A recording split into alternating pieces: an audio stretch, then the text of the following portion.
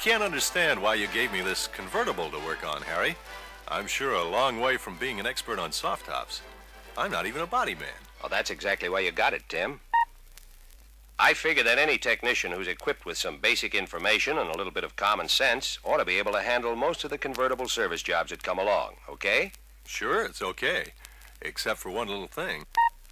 I think my supply of common sense is all right, but I'm kind of short in the basic information department. Well, you're about to get that right now, Tim. So if everyone is ready, let's get started.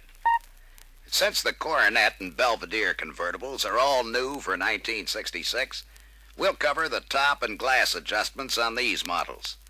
Once you know how to handle the adjustments on these jobs, you won't have any trouble servicing other models. Now, all the door, top, and glass adjustments are covered in your service manuals. So Harry and I will concentrate on explaining the relationship between glass and top fit without going into the nuts and bolts of each glass adjustment. That'll give you a good understanding of when and why various adjustments should be made. Sounds like a good plan, Tech. As you know, Tim, both the side glass and the top have plenty of built-in adjustments to handle all normal fit problems. You can adjust the glass to fit the top or adjust the top to fit the glass, depending on the condition to be corrected. So remember this. Before you adjust anything, study the problem and find out whether the trouble is in the top or in the glass. And when you're trying to diagnose the cause of a fit problem, keep the following basic points in mind. Since there is no fixed roofline to work to on a convertible, the vent wing, door glass, and quarter glass must form a smooth contour from front to rear. That means all glass must be adjusted to correct height. The seal between the side rail weather strip and the side glass is the only thing between the passengers and the weather outside. That's why the correct in or out adjustment of the side glass is especially important on convertibles. Sounds like you have to start from the ground and work your way to the top. It isn't really that bad, Tim. You may not have to make any adjustments to the doors or glass. Or you may find that a simple glass adjustment will take care of the top fit problem. Right, Harry? It often happens that way, Tech. The first thing you should know, Tim, about convertible glass adjustments is that the windshield pillar is the only fixed reference point to work from. The second thing you should know is don't touch any glass adjustments until you've checked the fit of the doors. They should be square in the opening with equal spacing at the front and rear and along the bottom. Since the windshield pillar is the only fixed reference point we have for glass adjustments, it just makes sense to start with the vent wing and work from the front of the car to the rear. The position of the vent wing frame at the pillar is the key to good glass alignment. A small amount of misalignment here can cause a large amount at the rear of the door glass. Don't forget, the vent wing frame and division channel are one piece. Check the fit of the frame against the pillar. See that it makes uniform contact at top and bottom. Make sure the weather strip is compressed when the door is closed. But the fit shouldn't be so tight that the door is hard to close. If it is, the weather strip may be damaged, and the division channel may be deflected when the door is closed, causing a bind in the door glass operation. Look at the top rear of the vent frame to see that it makes a good seal against the side rail weather strip. If the vent frame doesn't seal, then it won't let the front of the door glass seal either. If you have to make any adjustments to the vent frame, the frame assembly can be shifted up, down, forward, and rearward. There's also an adjustment to tilt the top of the frame in or out. When you're making these adjustments, be sure you have the top raised and latched in position. That'll make it a lot easier to set the frame at the correct height. Well, that's one I'll remember, Tech. Yeah, what's next, Harry? Check the door glass up-stop position. The glass should contact the cap at the top of the vent frame, but it shouldn't hit the cap hard enough to cause distortion. The vent wing tilt adjustment also sets the front of the door glass in against the side rail weather strip. You may have to swing the rear of the door glass in or out to get a good seal at the top rear corner. And don't forget to check the position of the glass at the cat whiskers. The door glass rear track has in and out adjustments at the top and bottom to set the glass in relation to the cat whiskers and the side rail weather strip.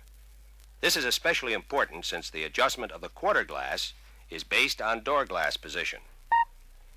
See that the quarter glass lines up with the rear of the door glass. The two edge frames should be parallel, and the door glass frame should seal against the weather strip on the quarter glass frame. If the two glass frames are not parallel, the quarter glass can be shifted to line it up with the door glass. The pivot bracket adjustment changes the effective pivot point of the regulator to square up the glass. The quarter glass has a forward and rearward adjustment at the regulator. You may have to work back and forth between this adjustment and the pivot bracket to get the best alignment of the quarter glass with the door glass. It's very important to have a smooth, even contour along the top of the door glass and quarter glass. Set the quarter glass upstop to get the correct height. The quarter glass front track and the stabilizer both have in and out adjustments at top and bottom to set the glass in position at the cat whiskers and the side rail weather strip. Here's a new feature you should know about before you start into any quarter panel work. The garnish molding, trim panel, and pocket panel are all combined into one piece. It's attached with screws and 3 clips along the front edge. And here's the best part. If you don't have to make any quarter glass adjustments, you don't even have to take that panel out. All the folding top adjustments are accessible with a panel in place. Now, that really is good news, Tech. What's next, Harry? When you're sure all the glass adjustments are correct, start on the top adjustments. There isn't really any set sequence to follow, so let's start at the front and work toward the rear. The latches on the 1966 models have more leverage than on previous models, so the latching effort is much less. That's something to keep in mind when adjusting the latching hooks. If the hooks are adjusted too short, latching effort will be too high, and the header weather strip will be overcompressed. The weather strip will take a permanent set and lose its sealing ability. If the hooks are too long, latching effort will be light, but the header weather strip may not seal properly. Check the sealing pressure all across the header with a shipping tag or a piece of heavy paper. Latch the top with the shipping tag under the weather strip. If the tag is not gripped by the weather strip, unlatch the top and tighten the hooks 1 turn at a time until the tag is held lightly. Then, water test the header area to make sure there's no leak. There's another adjustment at the top header to move the header forward or rearward. It's the header to side rail adjustment. This is one adjustment you won't have to make very often. Right, Tech. In the first place, the top material tension will usually prevent any forward adjustment of the header. And if you move the header rearward, the top material will be loosened. But if you have to move the header, you can loosen the top material and re-tack it at the header. There are other adjustments to move the header, but because of variations from car to car, these adjustments may not be quite enough. If not, you'll have to move the header at the side rail. The header alignment dowels are set slightly forward of the dowel holes before the top is trimmed. When the top material is installed, the tension pulls the header dowels back into alignment with the holes. Excuse me for butting in here, Harry, but since you're talking about top material tension, this might be a good spot to talk about the new roof bow adjustments. That looks like as good a spot as any, Tech. The number 1 and number 2 roof bows have a small amount of vertical adjustment provided on each side of the top. The adjustment serves 3 different purposes. First of all, the bow adjustments can be used to remove wrinkles from the top material.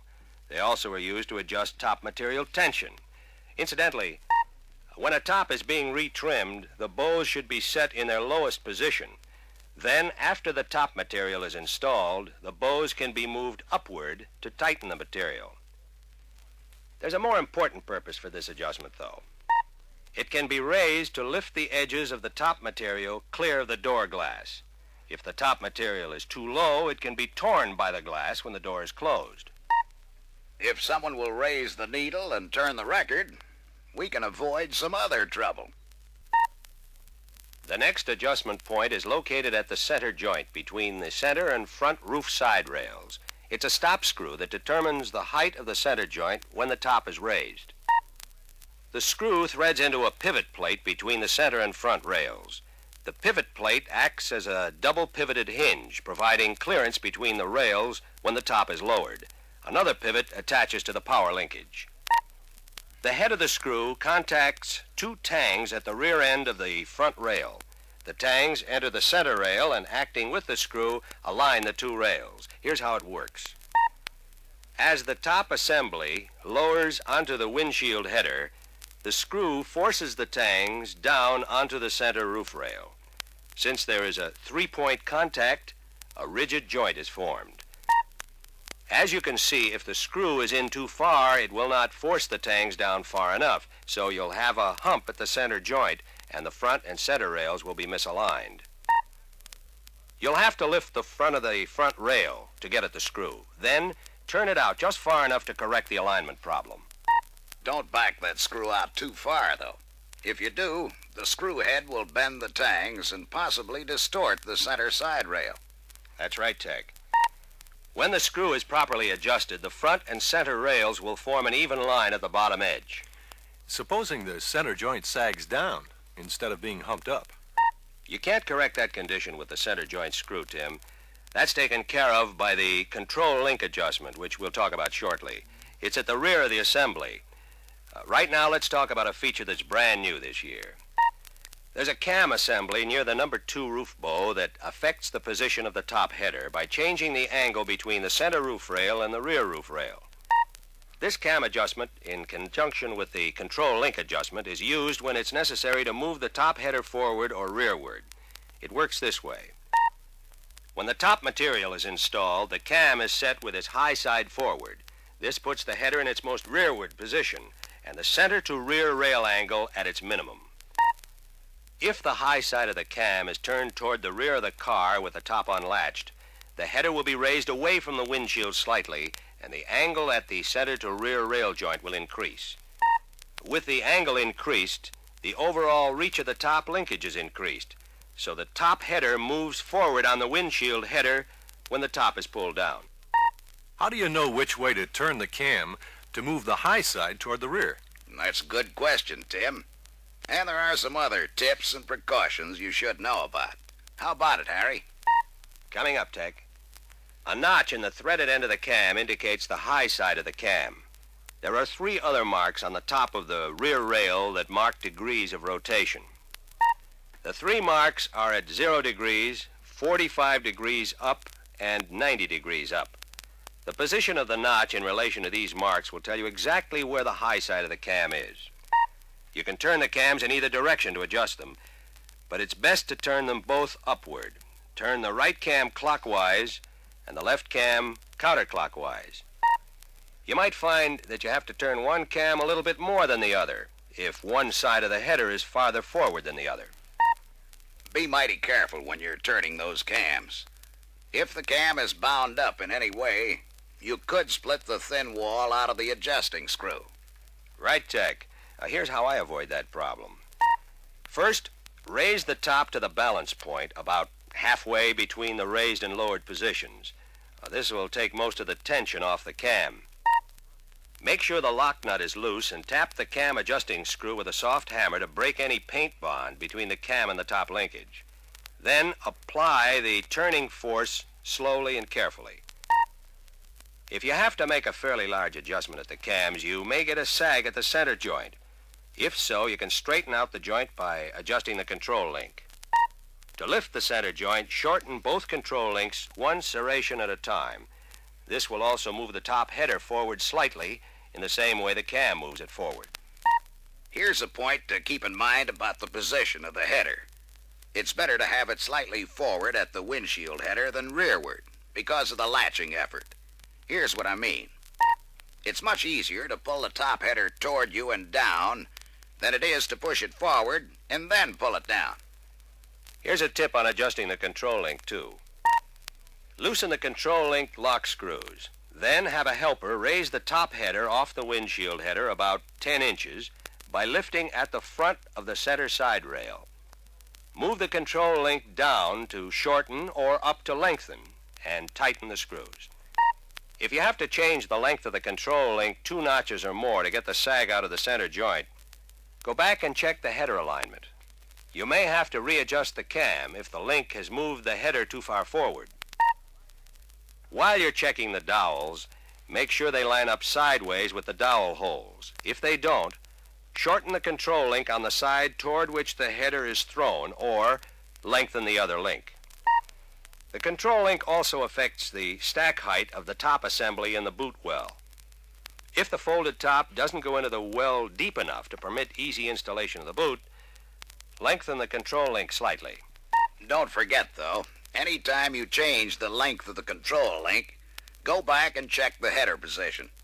You may have to jockey the cam and control adjustments a little to get everything right. Okay, Tech, I'll keep that in mind. Now, how about the mounting plate?